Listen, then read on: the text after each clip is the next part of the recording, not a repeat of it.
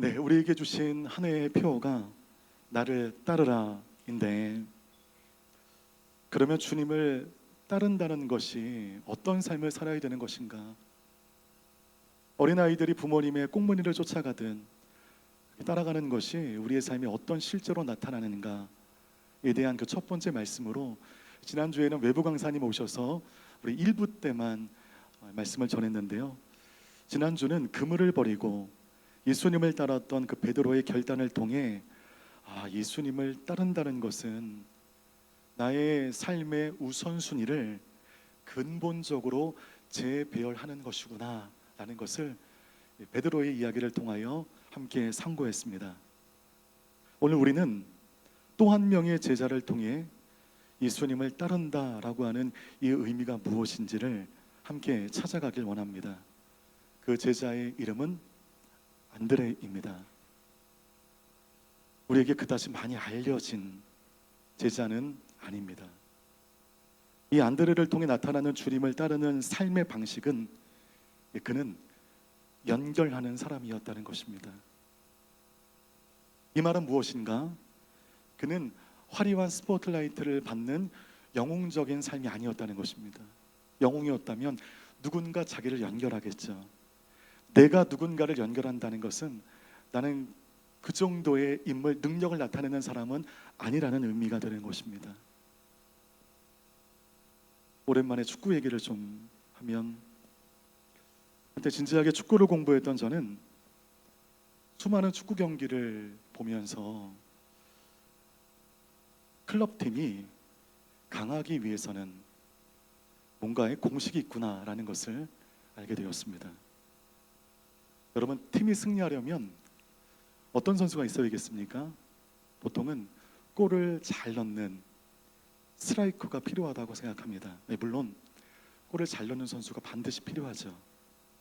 그러나 그 스트라이커에게 성공적으로 공을 배달하는 미드필더가 강한 팀이 진짜 강한 팀입니다. 그래서 공격수, 미드필더, 수비수, 골키퍼 중에 예나 지금이나 가장 평균 연봉이 높은 포지션이 미드필더입니다. 가장 많이 뛰어야 되고 가장 많이 볼을 소유하며 골이 되기 위한 결정적인 기회를 만들기 위해서 필드 위에서 가장 헌신하는 포지션이 미드필더라는 것입니다. 팀의 승패를 좌우하는 가장 중요한 자리이지만, 그러나 골을 넣는 스트라이커에 비해 주목은 덜 받는 자리인데, 오늘 우리가 만나는 안드레가 딱 그 역할을 감당하는 사람이었습니다. 자신은 비록 에이스가 아니었고 에이스가 되고자 하는 마음도 없어 보이지만 예수님과 사람을 끊임없이 연결시키며 점점 주님의 영적 영향력을 확장시켜 가는데 결정적인 기여를 했던 제자가 안드레입니다. 오늘 본문에서 이 안드레는 누구를 연결시키고 있습니까? 자기의 형 베드로를 연결시키고 있습니다. 그 이후 그는 한 번도 형 베드로를 능가하는 능력의 사도의 반열에 올라서지는 못했지만 끊임없는 연결자로 자기의 영적 소임을 완수합니다. 요한복음 6장에서는 오병이어의 기적 때 한 아이를 우리 예수님과 연결시켜 성경 역사상 가장 유명한 기적의 사건을 낳게 되었고, 요한복음 12장에서는 예수님을 뵙고자 하는 이방 헬라인들을 문전박대할 때 그러지 말라고, 예수님을 만나게 하자고 예수님과 헬라인을 연결시킴으로 초대교회 역사에 매우 중요한 사건을 낳게 되는 그 단초의 역할을 감당했던 사람. 이렇듯 안드레는 자기는 영웅이 아니었지만, 자기는 화려한 인생을 살지 못했지만 그는 늘 연결시키는 제자였습니다. 주님과 사람을 연결시키는 것, 사람과 사람을 주 안에 연결시키는 것, 이것이 주님을 따르는 또 하나의 행동 양식임을 알게 됩니다. 우리 성경을 펴시고 35절에서 37절까지 말씀 우리 함께 읽겠습니다. 시작. 다음 날 요한은 자기 두 제자와 함께 다시 그곳에 있다가 예수께서 지나가시는 것을 보고 말했습니다. 보라, 하나님의 어린 양이시다. 그 말을 듣고 요한의 두 제자가 예수님을 따라갔습니다. 세례 요한이 자기 두 제자와 함께 있을 때 지나가시는 예수님을 보고 경배를 드리게 됩니다. 세례 요한과 함께 있었던 두 제자는 안드레와 요한입니다. 여러분, 안드레는 원래 세례 요한의 제자였습니다. 예수님이 등장하시기 전에 유대 지방의 슈퍼스타로, 여러분 그의 말씀, 세례 요한의 말씀을 듣기 위해서 예루살렘과 온 유대 지방과 요단강 전 지역의 사람들이 세례 요한의 말씀을 듣기 위하여 몰려들었다고 마태복음 3장 5절이 증언하고 있을 정도로 세례 요한은 그 당시 진짜 유명한 사람이었습니다. 그런 자기의 스승 세례 요한이 지나가는 그리 알려지지 않은 남루한 행색의 한 사람을 향하여 보라, 하나님의 어린 양이시다 라며 자기의 역할과 자기의 한계의 선을 분명히 긋는 그 순간 안드레는 스승이었던 세례 요한을 떠나 예수님의 1호 제자가 됩니다. 세례 요한의 제자에서 한순간에 예수님의 제자로 즉각 전환한 안드레를 향해 혹자는 야, 어떻게 그래도 수많은 시간 함께 있었던 세례 요한 그 스승님을 한 번에 바꾸냐, 이거 너무 이기적이다라고 폄훼할 수 있을 것입니다. 이는 해석자의 관점에 따라 달라질 수 있겠지만 자신의 스승보다 더 큰 부르심을 가진 인물임을 발견하고 재빨리 그 삶의 방향을 재편한 안드레는 기회주의자가 아닌 진리를 향한 정직한 갈망, 즉각적인 순종, 정확한 판단을 했다고 말할 수 있습니다. 기회주의였다면 바꾼 이후에 수많은 이익을 얻게 되었겠죠. 안드레는 그런 삶을 살지 않았습니다. 조용히 묵묵히 소나무처럼 사람과 주님을 연결하는 그 작은 소임을 감당했던 귀한 사람이었습니다. 성경을 펴시고 38절 39절 말씀 함께 읽겠습니다. 시작. 예수께서 뒤를 돌아 그들이 따라오는 것을 보고 물으셨습니다. 무엇을 원하느냐? 그들이 말했습니다. 랍비여, 어디에 머물고 계십니까? 랍비는 선생이라는 뜻입니다. 예수께서 대답하셨습니다. 와서 보라. 그래서 두 제자는 가서 그분이 계시는 곳을 보고 그날 그분과 함께 지냈습니다. 때는 오후 4시쯤이었습니다. 자, 예수님께서 따라오는 것을 보고 그들에게 물으셨습니다. 무엇을 원하느냐? 뜻하지 않은 횡재를 얻을 수 있는 기회가 생겼습니다.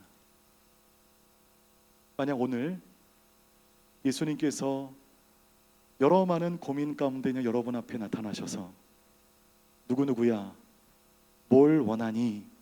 라고 부르신다면 여러분 뭐라고 대답하시겠습니까? 하나님, 저와 제 자식의 건강이 필요합니다. 하나님, 제가 너무 핍절해 있습니다. 재물이 필요합니다. 하나님, 지혜와 판단력이 필요합니다. 하나님, 그 무엇이 필요합니다 라고 말할 수 있을 것입니다. 그런데 무엇을 원하니? 라고 물었을 때 다가온 답은 엉뚱한 말이 나옵니다. 랍비여, 어디에 머물고 계십니까? 이거는 그 질문에 맞는 답이 아닙니다. 그들의 대답은 무엇이 아니라 어디였습니다. 그럼 이것이 안드레의 삶의 중요한 전환점이 되었습니다. 그는 무엇, 즉 정보나 가르침이나 눈에 보이고 잡을 수 있는 세상의 그 매력적인 것들, 이것을 달라고 말하지 않았고, 그는 다만 예수님과의 무엇을 구했는가? 관계를 구했습니다. 예수님은 그런 그들을 관계 안으로 초대하십니다. 오후 4시쯤 예수님과 함께하여 그날 밤새도록 안드레는 예수님과 대화하고 듣고 교제했습니다. 여러분, 이 만남이 그의 인생을 송두리째 바꿔놓았습니다. 왜 이 만남이 그의 삶을 바꾸었는가? 같이 한번 읽어보겠습니다. 시작. 추종에서 동행으로 전환된 만남이었기 때문입니다. 앞에서도 말씀드렸지만 안드레는 원래 세례 요한의 제자였습니다. 그는 이미 경건한 삶을 살고 있었어요. 하지만 예수님과의 만남은 단순히 더 유명하고 더 영향력 있고 더 나은 스승을 찾기 위한 노력이 아니었습니다. 어디에 머물고 계십니까? 라고 하는 이 질문 안에 담겨져 있는 안드레의 진짜 마음을 여러분 아시겠습니까? 당신의 삶으로 제가 들어가도 되겠습니까? 이제까지 세례 요한을 추종하여 살아왔는데 내 옆에 계신 그분과는 추종이 아닌 내가 당신과 동행하길 원합니다. 내가 당신 안으로 들어가도 되겠습니까? 여러분, 이 의미가 담겨져 있는 것입니다. 여러분, 추종에서 전환으로, 동행으로 전환이 되었어요. 여러분, 세례 요한을 추종했다면 이제 예수 그리스도와 동행하는 삶이 된 것입니다. 여러분, 예수 그리스도를 추종하지 말고 예수 그리스도와 동행하는 하나님의 사람들 되시기를 축복합니다.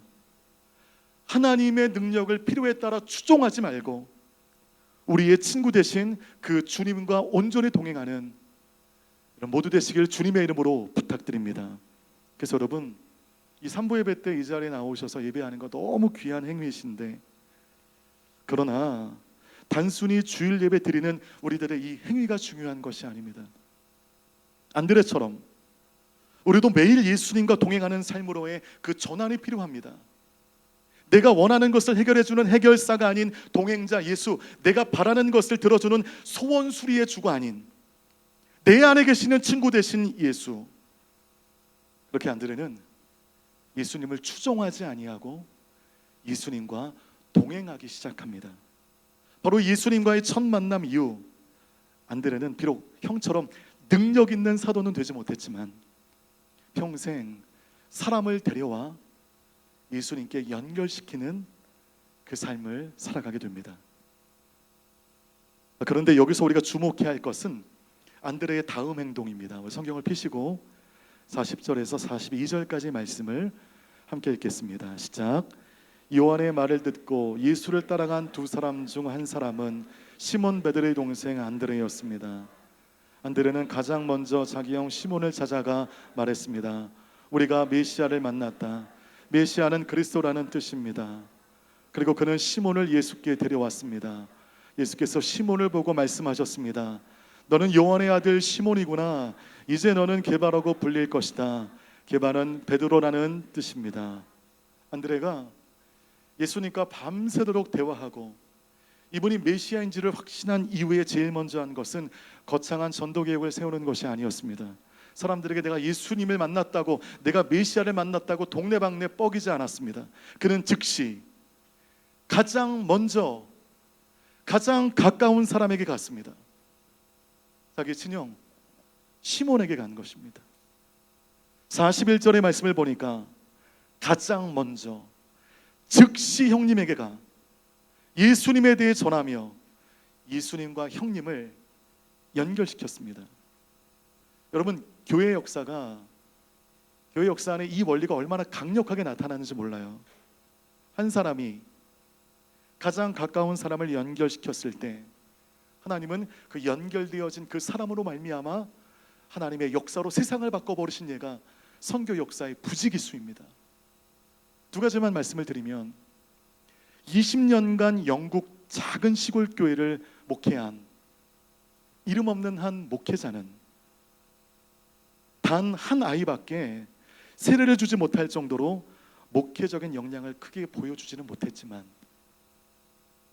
전심으로 기도하며 세례를 베풀고 양육시킨 그 아이가 자라 훗날 아프리카의 위대한 선교사인 데이빗 리빙스턴이 됩니다. 작은 교회 목사님의 연결고리로 말미암아 아프리카를 뒤흔든 믿음의 영웅이 탄생되게 된 것입니다. 두 번째, 보스턴의 이 마운트 버넌 교회 주일학교 교사였던 에드워드 킴볼이라고 하는 분은 길거리를 지나가는 와중에 힘겹게 구두 수선 일을 하고 있는 한 아이를 애틋한 마음으로 전도하여 주일학교로 데려오게 되는데, 그때 복음을 받아들인 그 어린 구두 순선공이 나중에 자라 누가 됩니까? D.L. 무디가 됩니다. 여러분, 복음의 연결고리 역할을 감당한 사람이 없었다면 아프리카를 개척한 선교사도, 복음주의 최고의 부흥사도, 그리고 오늘 베드로도 없었을 것입니다.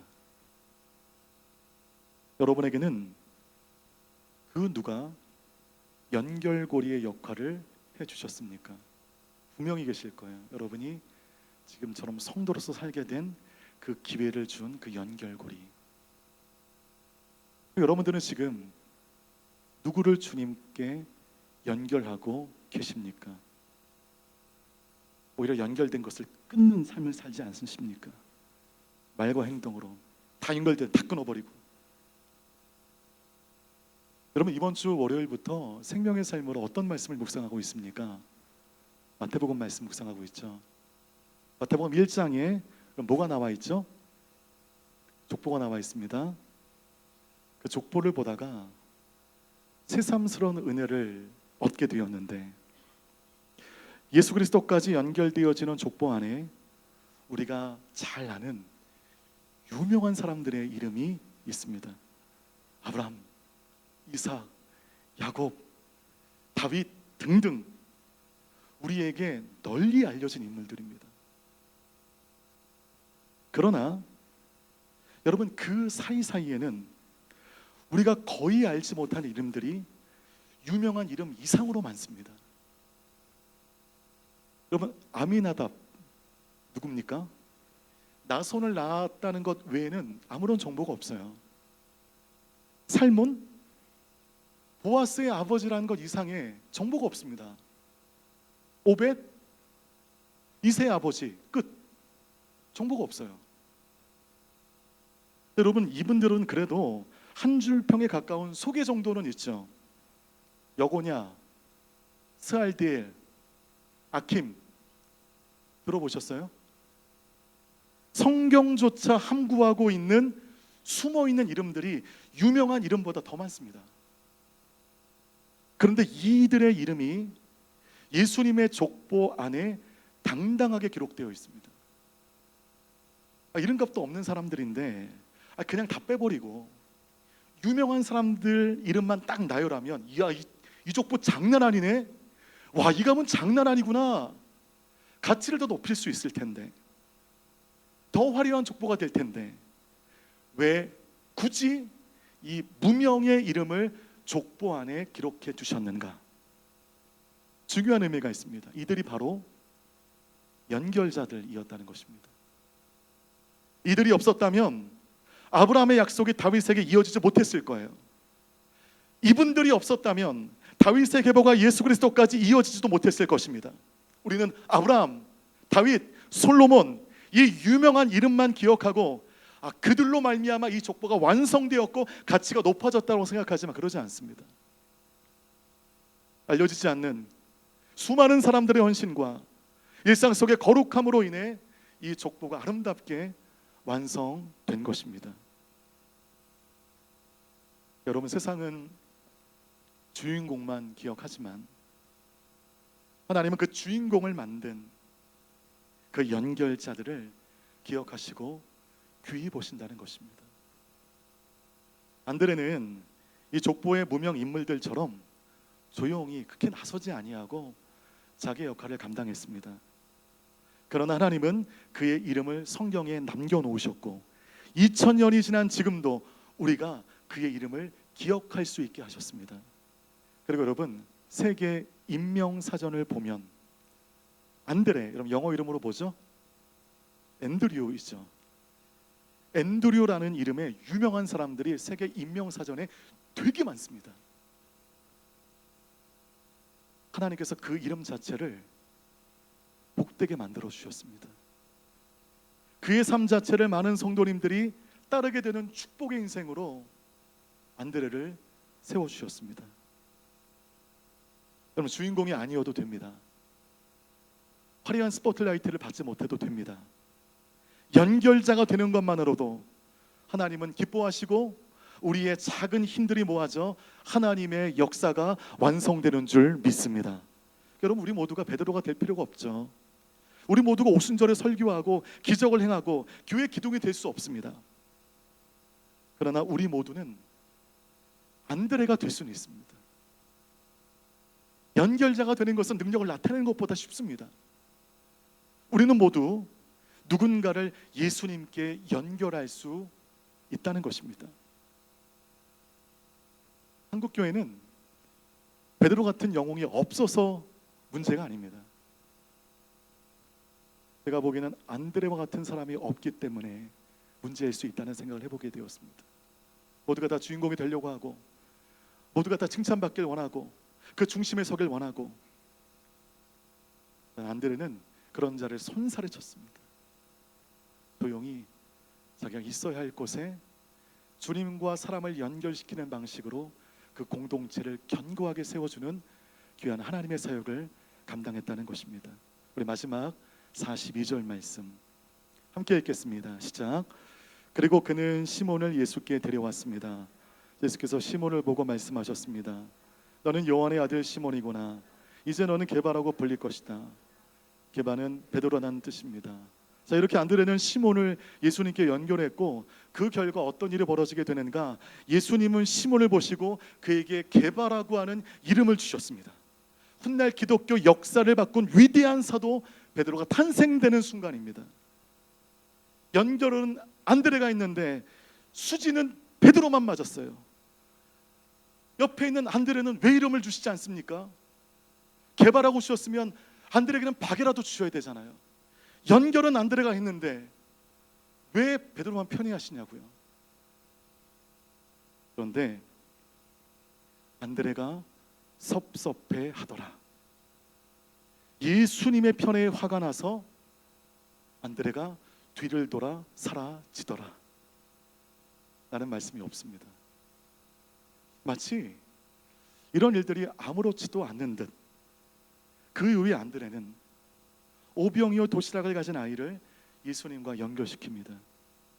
그리고 헬라인을 예수님께 연결시켜 안드레는 최초의 이방인 선교사가 됩니다. 모르셨죠? 안드레가 최초의 이방인 선교사입니다. 안드레를 아는 사람들이 많이 없어요. 하지만 안드레가 알면 알수록 정말 귀한 하나님의 도구가 되었다는 것입니다. 말씀 마치겠습니다. 여러분, 예수님을 따른다는 것, 주님을 따른다는 것, 말은 좋죠. 예, 주님을 따르고 싶어요. 주님을 따른다는 게 뭐 하는 거냐? 어떻게 해야 주님을 따르는 것이냐? 예수님을 따른다는 것은 우리가 예수님처럼 산다는 것을 의미합니다.